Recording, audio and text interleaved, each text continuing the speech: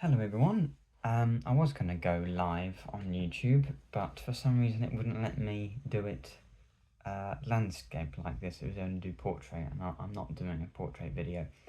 Before the podcast, the Huntback podcast episode tonight, I just wanted to do some thoughts. I have a few questions here from people, some serious, some less serious. The episode tonight, there's going to be a few of us on. It's not going to be, well, it might be fun. Probably will be very negative. I always tend to go on the side of positivity a little bit, especially, the day after. I think if we were to do the podcast, or I was to have done a vlog after the match yesterday, it would have been very different. And I know my opinions aren't always the most sensible or the most sort of the common thought, which is why I thought I'd do this.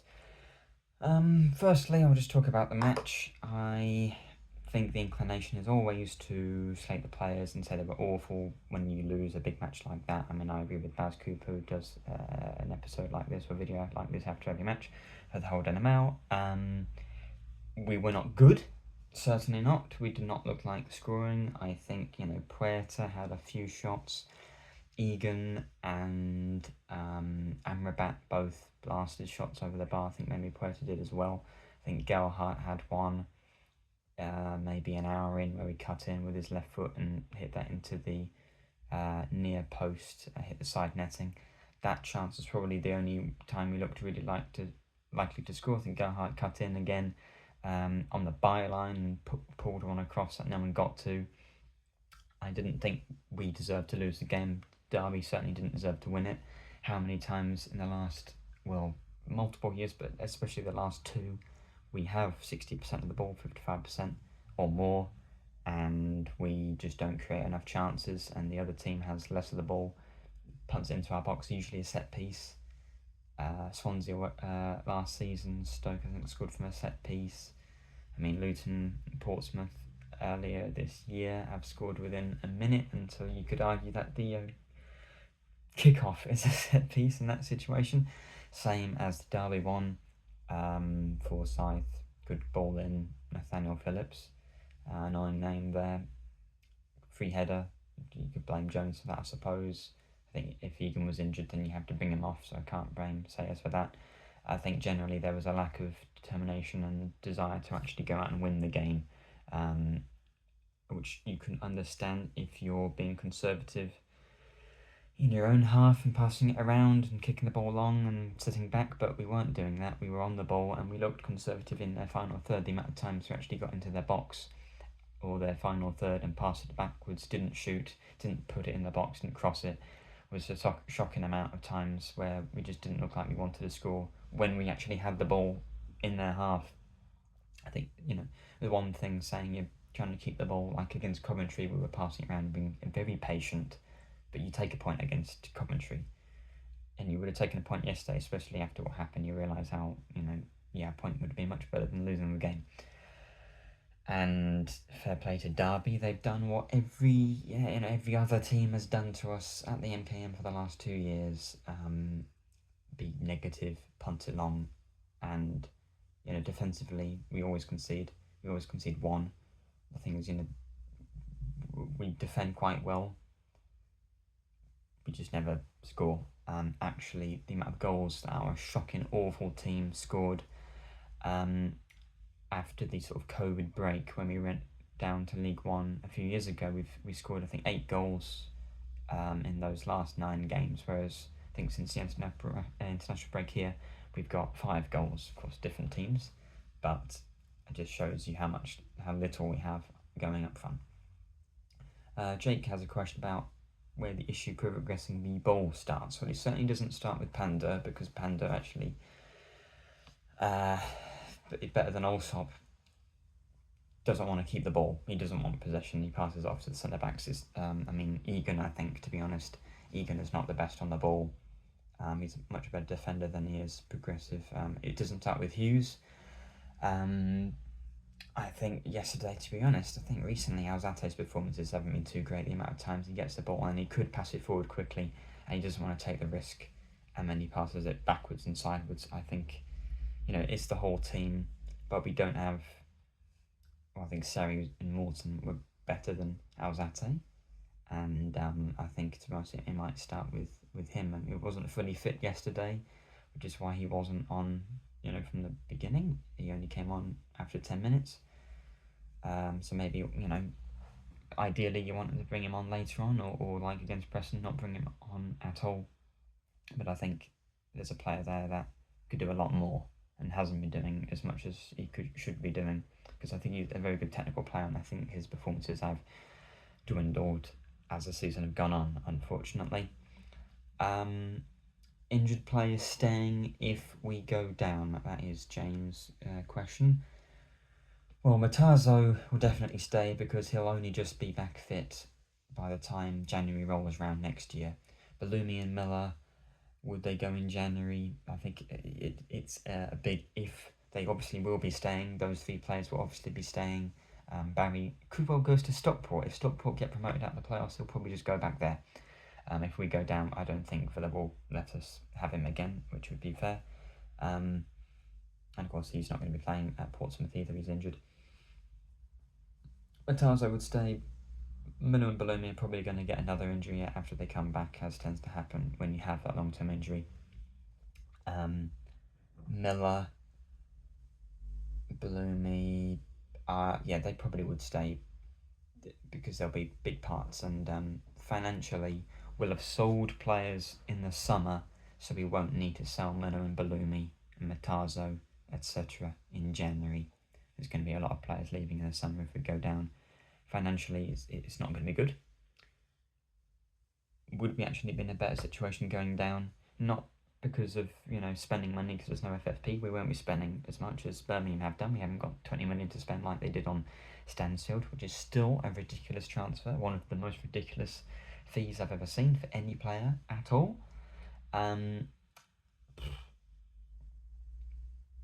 They'll stay, but we'll probably be able to sell, or they'd have to sell more players. More players would want to leave if we go down, so financially it might be ever so slight, or we might be able to recoup more money going down than we would be staying up, because we stay up, Puerta might stay, for example, Alzate might not be sold, Hughes might not be sold, Panda might not be sold, etc., whereas it probably would be if we go down. The Ginger, the players out of contract, that's Pedro. He won't stay regardless of what division we're in. I don't think Amrabat, not if we go down, he won't stay. Fleming's out of contract, you don't keep him. Is there a chance there? Because Giles is so bad. Could Giles actually play League One? His wages probably too big, but he might not be there. Our contract is not as big, it's not as long a list as it is sometimes, and I think you look at people like Pedro and Amrabat, Fleming, you wouldn't miss them too much in League One. Tom has a question about the lap of appreciation. I mean, I left about 30 seconds to go when Derby had a free kick. I'm sure that is essentially the reason why the players didn't want to do it. They don't want to be out there getting abused by the fans. Of course, you'd think more of them if they did do the lap of appreciation, but no one's very appreciative of their performances, especially not just that we might be going down, but the last 2 years at home. They play well away, and at home there's just a lack of... yesterday was a lack of quality rather than a lack of commitment. I think it's just been general lethargicness in the last few performances since the international break, but that was just a lack of quality yesterday. They should have done a lap of appreciation. I saw someone, I think this is ridiculous for the club to imply that all the players are crap. The club to do that. That would be bad for the club to not do the Player of the Year event. Every club has one of those. Southampton will be having one. It's because they work hard, these players, and I think at the very least, they're going to have one. That's a ridiculous thing to say that they shouldn't have one. Maybe no one has to go or no one has to applaud, but Panda deserves his nominations and his win that he's going to get. So, no issue there. And then James Ox, as opposed to the first James we had, different one. How much does a cloud weigh? I mean, it'll weigh an amount. I don't know how much, but there are all water particles in there, so it's going to weigh a certain amount. More importantly, will the pressure of needing to win, and that's my next question, is it a must-win? I mean, obviously yes, but obviously no. I think you have to define these things. I'm a terrible pedant. If you say, well, it's a must-win game, like every game, it's a cup final, every game is a must-win for the last 10 games, it has been, or since Sayers came in, or other than August, where the club basically wrote off those first 4 or 5 games before the international break, where we didn't get a single win, or was it 3 games? Those are obviously not must-win games, and no match in August is must-win, actually.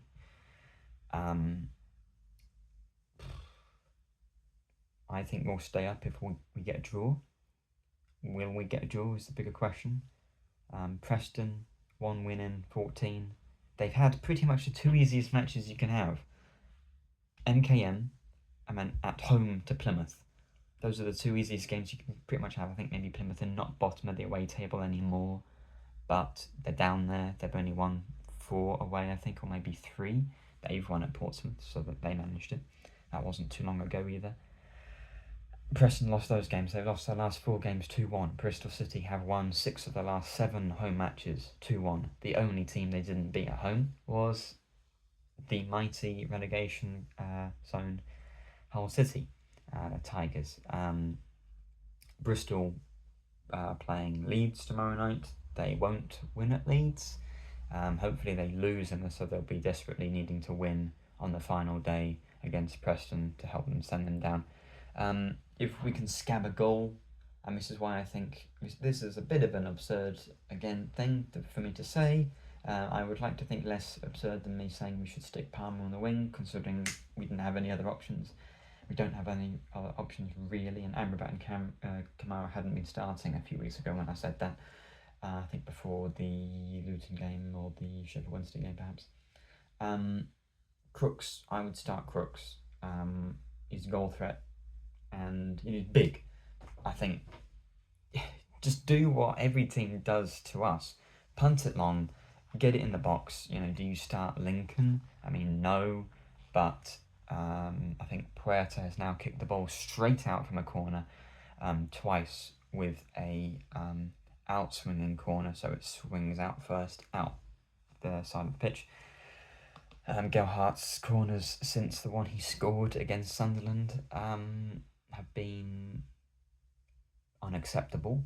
The quality of set pieces recently has been nothing short of unacceptable. They either go straight out of play or they don't beat the first man. We never put a good ball in. The only good ball in recently since the international break, really, that we put in is from Lincoln to Hughes, and even then that was quite a good header from Hughes to score that. So yeah, it'll be a really difficult game. I think start Crooks, experienced player, big lad, physical threat. So just try and nick a set piece. If we draw, I do think Preston are going to lose. I think Luton are a write-off. Every team that Luton play at the moment, especially the teams in the top 6, roll over. Coventry have rolled over and lost to Derby and to Plymouth and to Luton. The goal Luton scored in the last minute. Keeper ridiculously, after they've been fighting with 10 men for about 60 minutes of the game before Liam Walsh got sent off, his 3rd red card of the season. Awful player. Why did Luton Parachute Playment Club sign him and Victor Moses? God knows. Rushing out no man's land to punch a ball away, doesn't get there. He's off his line. Commentary player slices the ball into his own blooming goal. We've not had a lot of luck. The Luton goal that they scored against us, own goal against Coventry, the handball like this, that Egan gives away against Swansea. we've not really had much luck this year. You could say that the Preston penalties are a little bit of luck, but there's a reason. There is a reason why the first penalty gets given against or for Gelhardt against Preston, because it's a high, knee, not really a high foot, but a high knee against Gelhardt's head. There's a reason the ref is able to see that and give it. It's not completely made up that the ball hits your head and that's handball, when I'm pretty sure the rule isn't that, it's head ball. Ridiculous. And I can understand a lot of people after the Swansea game saying, well, we deserve to lose that game anyway. No, we didn't. Swansea barely created anything. The one goal they scored was a head ball, and we fought hard after that. And if you go down, because Preston probably will, it'd be typical if they didn't, but if Preston lose the last match and you're 0-0 against Portsmouth, and then the ball hits Jones's head or whoever, and then they give that as a penalty, and you go down in the last few minutes from a Kobe Bishop penalty, and it should be 0-0, and you should get a point out of that and stay up, then no one gives a toss about whether City would have deserved it on that. It would be the referee decision, and we got screwed over violently by the Norwich decisions in both matches last year. And now this year, that Swansea one could be really important. It's not just based on, the reason why we're in the relegation zone at this point of the season. It's not just based on one result, but, you look at that sort of thing. And so that's the thing. The key thing you have to say is we are good away from home. Not been quite as good recently, but you can pull off a win. I don't think City need to win. I don't think it's a must win. Preston are really bad, and Bristol are quite very good at home. I think they're the fourth best home team in the division, and they're gonna beat Preston. It's just a case, can you get a goal? Defensively, we're not that bad. If you score one, will Portsmouth score two? Perhaps not against our defence, and not. Ivor Pandor has been great this year. You can scab a draw. Will we? I don't know. They're going to be up for it. There's no way they can't be up for it. Previous times we've been relegated on the final day, either in the Championship or in the Premier League. We'll either been pinned down already on the final day.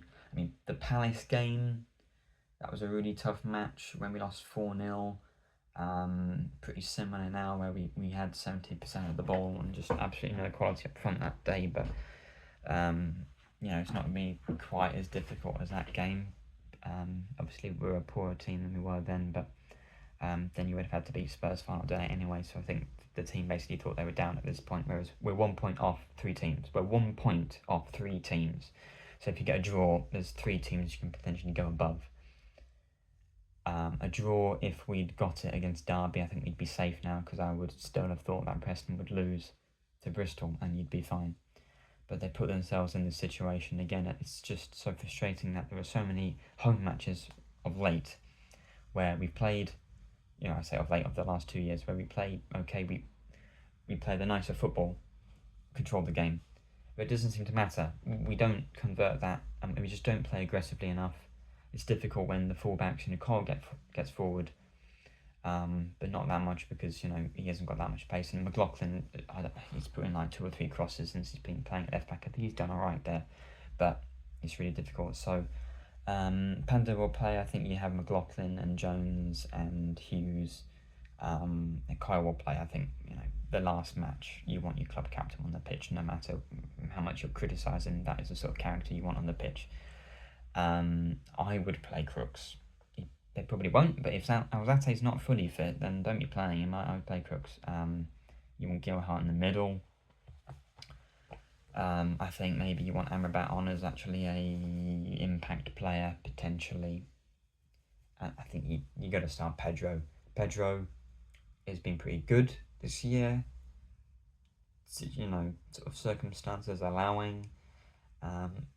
He's our top goal scorer. Unless Gelhardt scores, he will be our top scorer come the end of the season with 6 goals, which is the least we'll have had since, I think, 2002-2003 season, when I don't know who it was, but someone scored 6 goals. So 22 years, and that is in a EFL season. Premier League, it's harder to score goals. We've never been a good team in the Premier League, and there's 8 fewer matches, so it's a bit harder to compare, to be fair. Yeah, if we go down, we'll be back up, probably.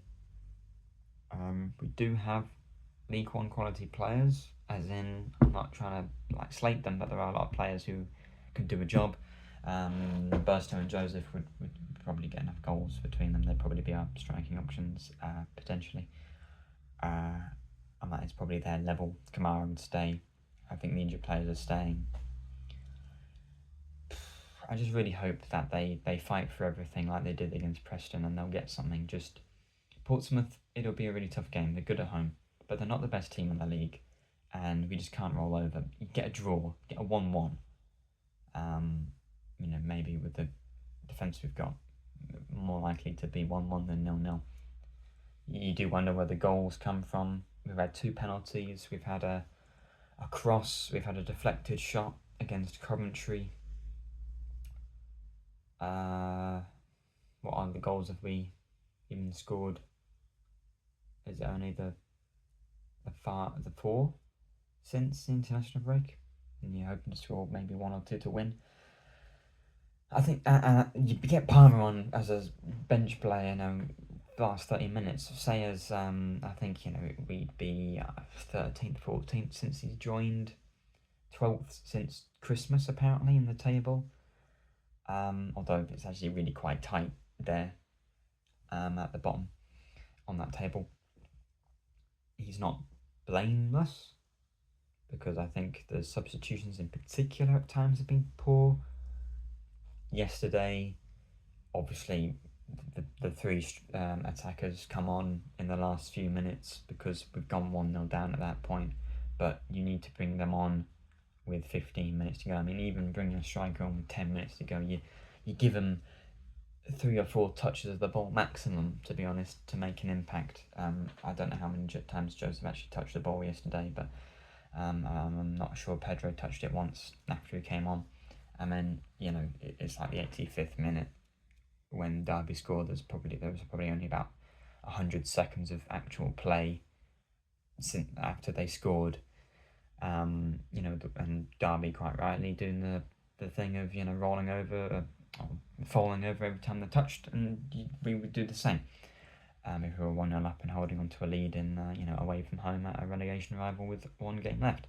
So yeah, but he's got to be bringing Palmer on, or just trying something, because we didn't look like we wanted to go out there and win the game. And so from that perspective, not the performance in terms of that we were the worst team, but in terms of not really looking to really try and win the game. I suppose in some way you could say you deserve to lose it because you've not gone out there and win, or try to win. If I was a betting man, which I'm not, you would say that we're going to lose 1-0 at Portsmouth. You just want a little bit of luck. I would start Pedro. He's the closest thing, other than Gerhardt, to a goal threat. I might even start Crooks because he's a goal threat. He's a big lad. And you just get. It doesn't matter if you're 0-0. You just get Palmer on last half an hour, because we've seen what he's been able to do, not as a starter, but as a bench player, an impact player off the bench, I should say. Kamara has to start, because who else is going to play on the wing? And he's against his former team in Portsmouth, so hopefully he can make that £5 million we spent on him look 10% worth it by scoring a winner against his former team. But we're 1 point off 3 teams, and we're 8th in the away table. Portsmouth are a good side, obviously, but they don't have anything to play for necessarily. So if they go 1-0 down, they're not really going to fight back, and we can scab a goal. So I think I give us like a 40% chance of staying up, which is essentially, I think there's a 40% chance we can draw the game, and I'm dead sure, though I will obviously be proved wrong, that Preston are going to lose, because that's what they've been doing. It would just be typical of them to lose all the games they have done, go away at Bristol when Bristol need to win, and then beat them. Last season, West Brom beat Preston North End 3-0 on the final day. I'm hoping West Brom do us a favour and beat Luton. That won't happen. And then I'm hoping Preston do us a favour and get absolutely tonked by Bristol. That'll be 25 minutes. I'll see you on the podcast later. Thanks for listening, if you have done.